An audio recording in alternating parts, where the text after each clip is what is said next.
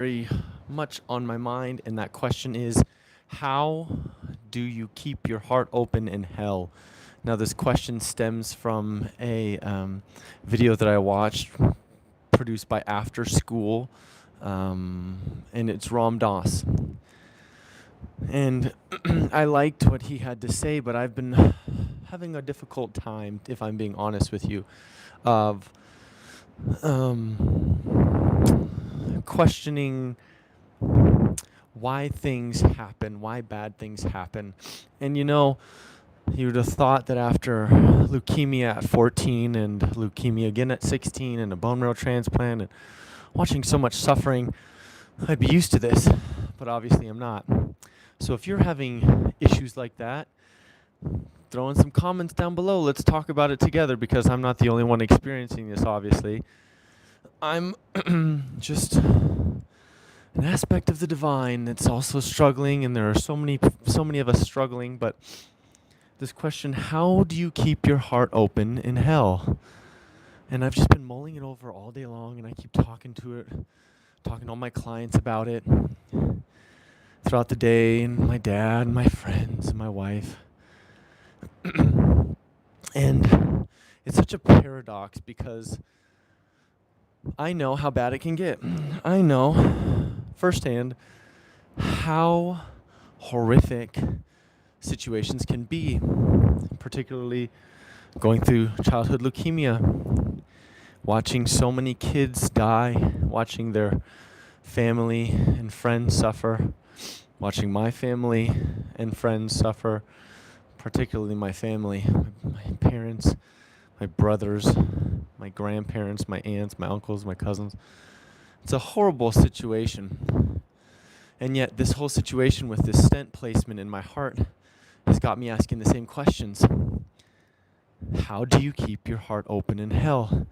And I really enjoyed the video I posted in the comments down below from Ram Dass, where he's explaining his guru, who says, Ram Dass, can't you see that everything is perfect? And Ram Dass says, everything is perfect. Children being raped, murdered, famine, all types of horrible things. Everything is perfect. And his guru says, everything is perfect. Everything is as it should be right now. So for me, at this point, I'm having a bit of difficulty accepting that, particularly in my case, because I technically have coronary artery disease now. Now, looking at me being on this bike, you probably think you might be one of the last people that I would assume to have coronary artery disease, particularly because of my diet. I eat more vegetables than any person I know. I eat more cleanly than any person I know. I did everything right lifestyle-wise. And yet, something unwanted happened. There was some resistance in my body. So then, bad things happen. And again, the question becomes, how do I keep my heart open in hell? Now, it made me, as I was thinking that, and I was taking Odin for a walk in the rain at the dog park, it made me think of Wes Huff, who's a theologian, historical theologian. And somebody asked him, what is hell actually? What is hell in the Bible? And his response was, from his research, hell is actually it's not a place, but it's almost a state of being, of disconnection from God. So when he says that, my mind then goes to saying, oh, well, if it's disconnection from God, it is a state of being where I'm no longer in alignment, I'm no longer directly unified with my inner being, with my soul, with how my soul sees this situation.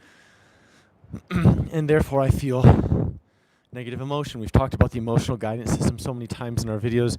If you haven't checked those out in the videos section that I have not posted, or somewhere on my YouTube channel.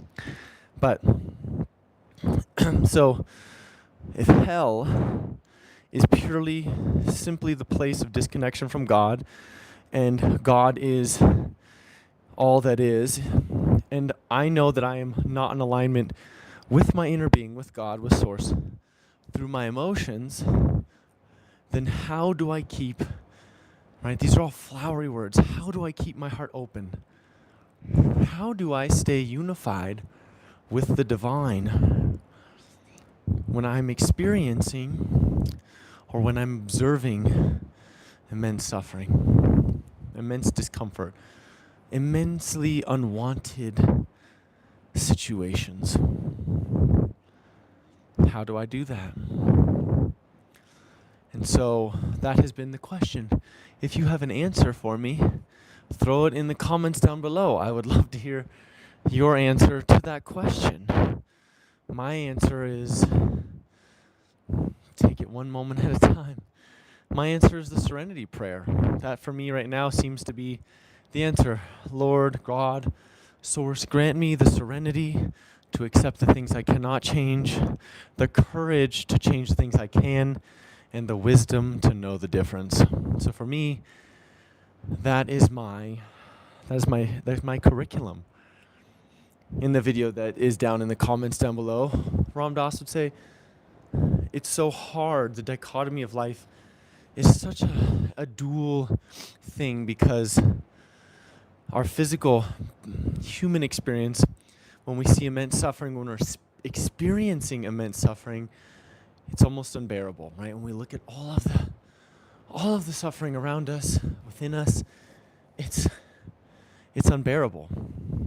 But when we lift to that state of awareness, to that state of consciousness, where we recognize ourselves as the divine, it becomes impersonal.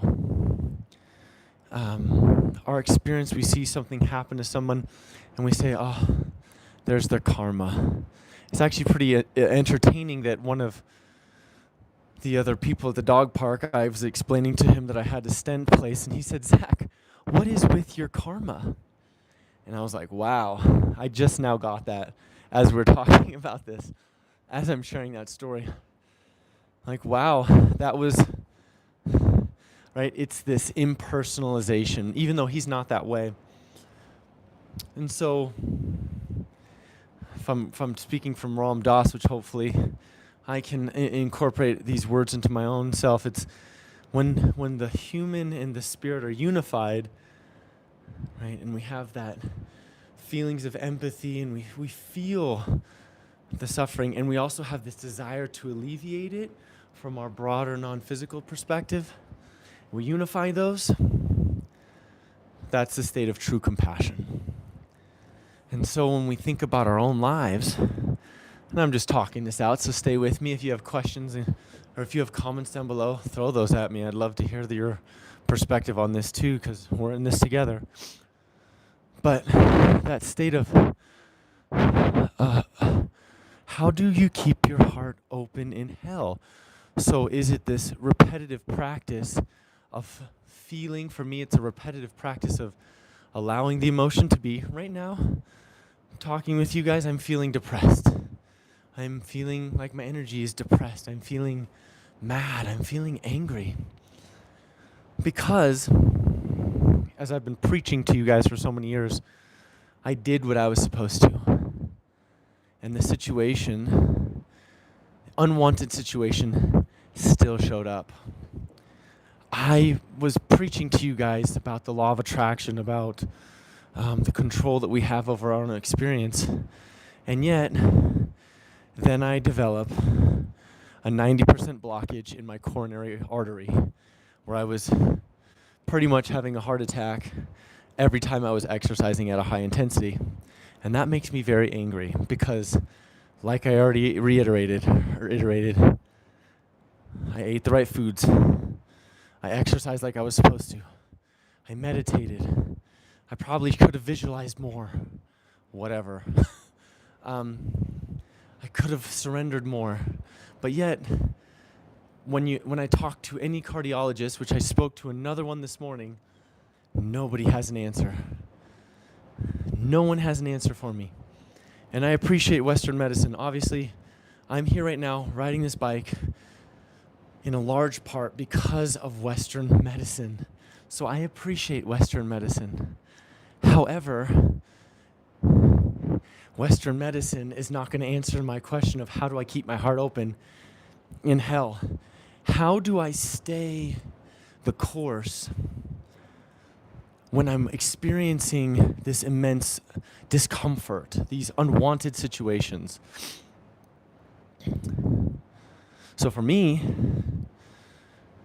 the journey, the curriculum now that I'm finding, and maybe you're finding this as well as you're watching this, is to marry, is to blend, is to unify the ability to accept the situation while having hope and expectation that the thing will change, right? That may be where the true power lies, is to accept the situation as it is to accept right now, I'm in discomfort.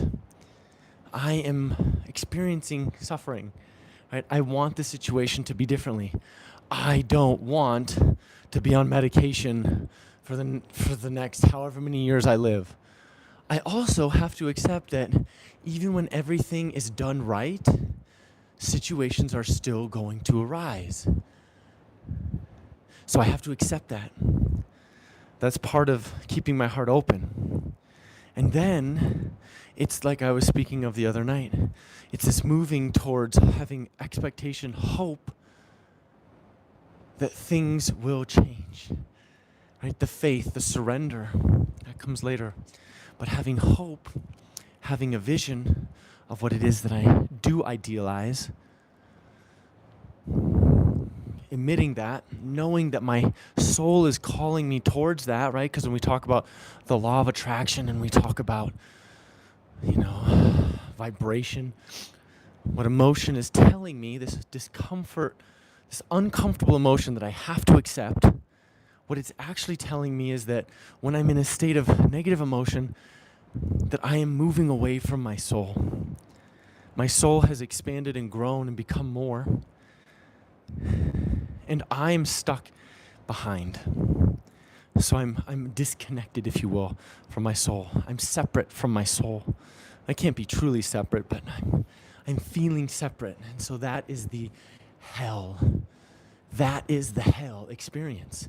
That is the disconnection from God, as Wes Huff would say. It was actually our physical manifestation. Maybe the hell is not the physical manifestation as the Christians think, but instead it's a state of being emotionally, mentally, spiritually, where we've disconnected ourselves in our own thinking, in our own behavior. Right? So for me, that is part of the process, and maybe you're like me and you're experiencing that too. If you are, give me a thumbs up. Let me know I'm not the only one that's going through this chaos in my own mind, trying to mull it over and figure it out while we're talking together. And then doing my best to align my thinking with my source, moving myself upward, and then surrendering that. Right? Surrendering to the possibility, maybe not the possibility, but the different path up towards the mountain. Like we talked about a few weeks ago when I got the stent first placed. And I said how I wanted it to be this route to the destination, but I could feel myself getting pulled this route, and I was fighting these two routes instead of just surrendering and saying, all right, go ahead, take the wheel. I've asked for the outcome. That's where my soul already is. And it knows the fastest route that direction. Instead, I thought that. So maybe that's what I'm also doing right now. Maybe that's what you're doing. I don't know. Hopefully, you're not doing that. Hopefully, you're on a quicker path, on a quicker transitional period than I am. Because you're in more alignment. You found more alignment. You found more peace. You are aligning your thoughts much, much more efficiently with your inner being than I am, because you're listening to your emotional guidance system. And that's the weird, I think that's the dichotomy as well, the separation as well. It's necessary to feel your emotion. It's necessary that I feel this depressive state right now in order that I move forward. This is part of being human. In that video that's in the comments below with Ram Dass, he also says, and this is something I've been repeating to myself so much, when we look out into the world or into our own experience, and we are truly in that elevated state of unification with God, with our source, within our being. When something unwanted is happening, bad is happening, we can look at it and say, yes, and this too. And so for me, I've just been trying to use that mantra of yes, and this too. When I'm experiencing something uncomfortable right now, I'm in this depressive state where I keep mulling over, why is this happening? Why did this happen again? I did everything right. I thought I listened to my inner being. I thought I did all the processes. I thought I implemented the behavior change. And yet, I had a blocked artery that I had to get treatment for. And now I have to be on medications for, potentially, for the rest of my life. So instead of fighting it, I've been doing my best to say, yes, and this too. But there's still part of me, and maybe you're feeling this as well, in this state of the world is right now, where you're fighting it and you're saying, but why? Why? Zach, Ram Dass's guru, is saying, can't you see that everything is perfect? Everything is perfect as it is. Nature's way, right? The Tao. Nature, the Wu way. This effortless action. Nature has this effortless action. Right now it's raining outside, and I'm uncomfortable with how much it's raining because it's getting me wet and it's getting my boots all dirty. But this is the way. This is the way of things. This is the effortless action. The rain falls. Instead of being grateful and appreciating the rain feeling on my skin, I'm getting annoyed. I'm getting pissed off. So that's kind of how do you keep, if you have an answer to that, how you keep your heart open in hell. What is your way? What is your path? I'd like to hear it. Mine is just these repetitive messages in my mind that I'm constantly repeating, these affirmations. And I'm also saying to myself, it could be so much worse. I'm on this bike. I'm talking to you guys. I'm breathing well. My heart feels great. Everything has worked out for me. And even though everything has worked out for me, it's been quite an uphill struggle personally with my own health, my own physical health, and now my own mental health as I'm talking to you guys. And it frustrates me. It makes me very irritated.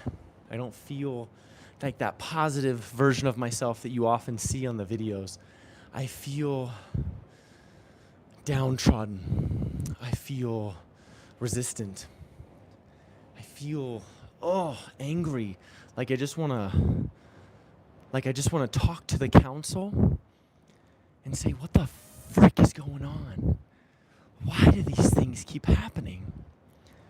But then when I'm able to calm down and I'm able to talk it out with you guys, so thanks for watching, and talk it out with Shauna, my dad sometimes, I recognize there's compassion in suffering, or there's grace in suffering. There's compassion in suffering. There's grace in suffering. There is this opportunity for me right now, and maybe for you in your situation that you're going through that may be similar, for growth, for understanding. There's compassion, there's grace in this suffering. For me, right now I'm recognizing a lot about myself. I'm recognizing the resistance that I hold to not liking discomfort.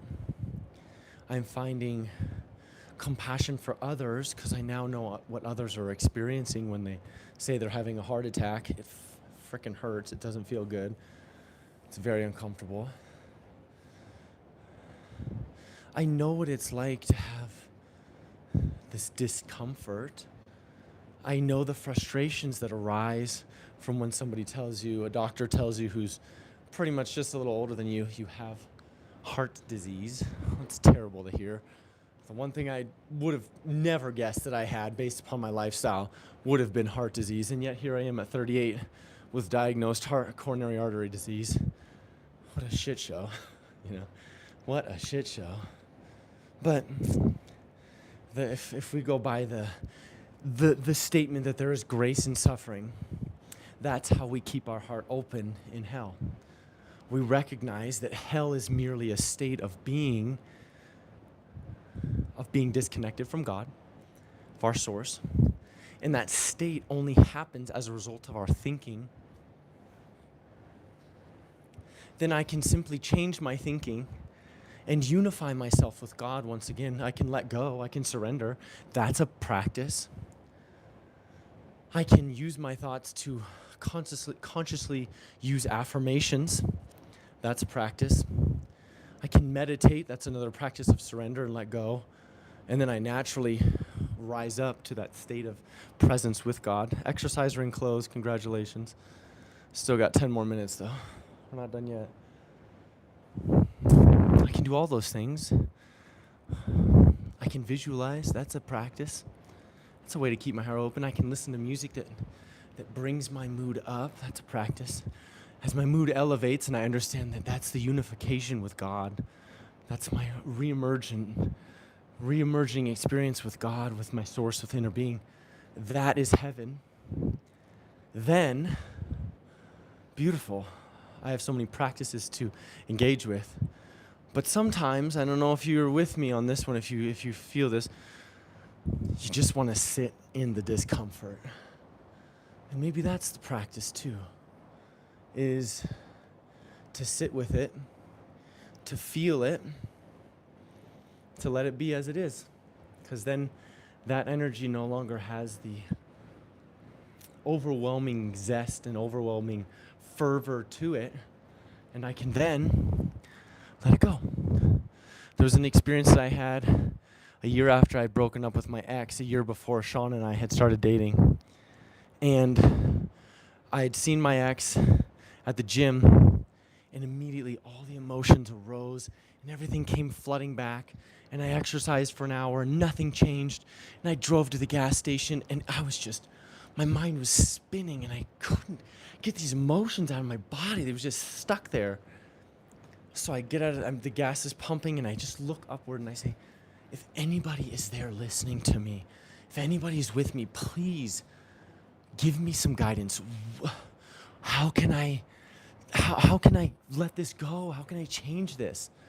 So I get back into my car. I pull up right to the stoplight, and all of a sudden, like a freaking megaphone was in my head, and I kid you not, it was a megaphone in my head. And I heard, just feel it. And it was more than just a word. It was like a whole thought block was telling me, don't just feel it in your body. Feel the emotion, identify it, feel it, and then feel it in your body. And so I did. I was like, okay, what am I experiencing? And I felt sadness. I felt it right here in my gut. And I experienced it, and it just lifted. And I was like, what the hell just happened? And I started to laugh.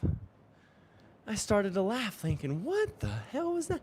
So for 2 weeks, I decided to intentionally feel those emotions. I would piss myself off, and I'd feel anger, and I would just identify with them. And they would just lift like they were just nothing. They didn't even exist.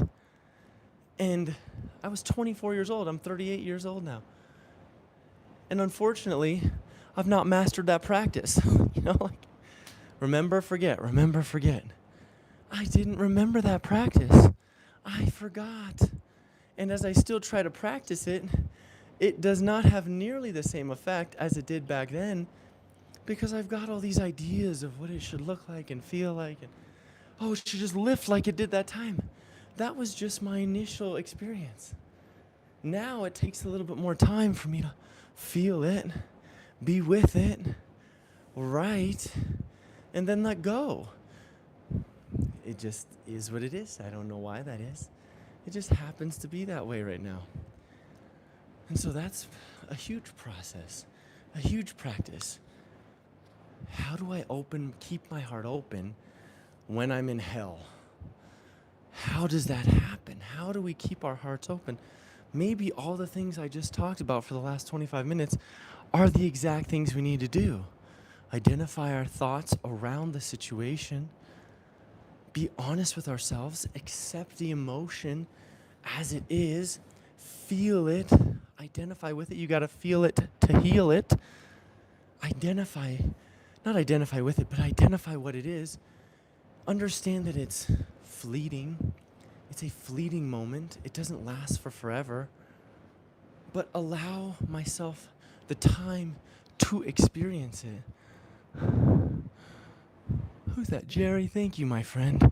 You're so awesome. I appreciate you watching these. I totally did not get your whole comment, but thank you for watching and for being part of this. You're awesome. But feel it, experience it, and then go forward into the hopeful nature, the idea of what it is that I'd like to experience as a result of this, what this can teach me, what am I learning from this experience, and then surrendering, and voila, maybe that's all we can do. Surrender to the divine, surrender to the universe, surrender to nature. Maybe that is what we do. Maybe that is the process of keeping our hearts open in hell, when we feel that state of deep disconnection with God, with our source, with our inner being, and we feel those deep negative emotions, those emotions we can identify as suffering, right? Suffering is just a state of mind, as the Buddha would say, as the Taoists would say. It is the lack of recognition of this moment, of letting this moment be. And the joy, and the pain, and the happiness, and the sadness, accepting this moment. That's how we keep our hearts open. We be sensitive to the moment.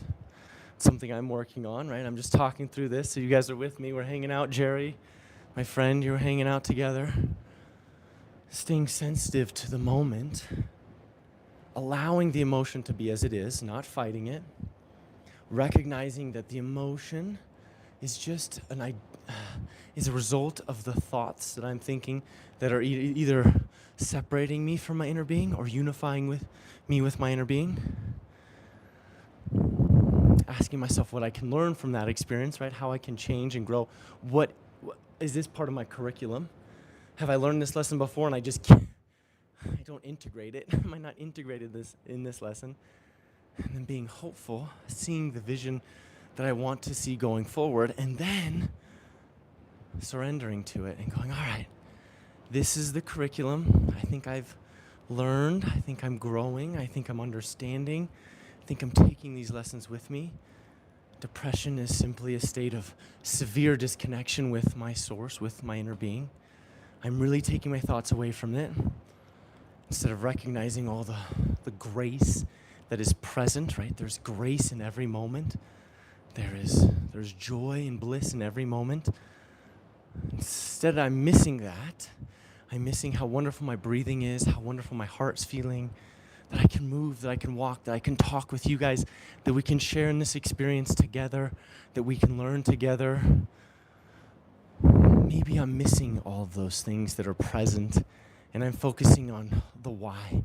Why did this happen to me? Why did it happen again? How can I stop it from the next time? Maybe that's not the journey. Maybe that's not the lesson. It's, we did our best.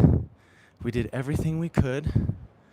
And yet things still happen. And so we have to accept that, right? So maybe that is my lesson for today. Maybe that is our journey of how we can keep our hearts open in hell. How do we keep the heart open in hell? It's just a practice, I guess. It's a moment-by-moment practice. It's remembering that we are both human. It's that dichotomy, right? The human experience, and we are both soul in the spiritual experience. So it's that, like Ram Dass said in the video that I put in the comments or in the description down below, it's unifying the compassionate nature of the human experience and the awareness, the complete awareness of our spiritual experience. And that is true compassion. That is true unification. So I think thanks for letting me talk that out, you guys. I appreciate you listening. I hope maybe it resonated with you. We hit our 30 minutes, so I hope you guys resonated with that. If you did, I'd love to hear your feedback. Jerry, thank you for your comment. I totally missed it. I'm going to look at it when it's closed because I can't see on my phone the chat, unfortunately. I don't know why it doesn't work on our phones, but yeah, thank you guys so much for watching, for being here with me, for letting me talk with you and, and rant a little bit. I'm very much appreciated. I'm going to stop my watch. You guys are awesome. I love you. Thank you for being a part of this. And be well, my friends. I love you guys. You're awesome. And until our next video, probably in the next few days, be well. I will talk with you soon. Thanks again for watching. Bye.